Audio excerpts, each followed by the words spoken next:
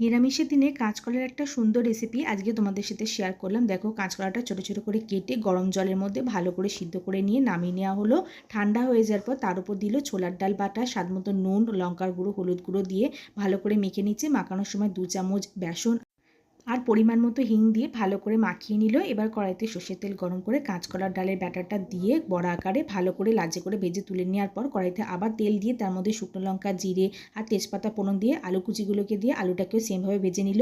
এবার তেলের মধ্যে দিল আদা বাটা, টমেটো কুচি আর স্বাদ মতো নুন দিয়ে ভাজা ভাজা হয়ে গেলে প্রতিদিনের যে নিয়মিত মশলাগুলো থাকে সেগুলোকে একে একে দিয়ে আর পরিমাণ মতো জল দিয়ে মশলাটাকে কষিয়ে চেরা 2টো কাঁচা লঙ্কা আর ভেজে রাখা আলুটাকে দিয়ে আলুটার সাথে ভালো করে মিশিয়ে নিয়ে নুনটাও দিয়ে দিল। নুন মেশানো হয়ে গেলে পরিমাণ মতো জল দিয়ে আলুটা সিদ্ধতে চাপা দিল। কিছুক্ষণ পর ঢাকা খুলে নেওয়ার পরে ভেজে রাখা কাঁচকলার বড়াগুলোকে দিয়ে আর ধনেপাতা কুচি ছড়িয়ে লাস্টে আর একটু ফুটিয়ে নিলে রেসিপিটা তৈরি। নামিয়ে নেওয়া হলো। রুটি কিংবা ভাতের সাথে দারুণ লাগবে।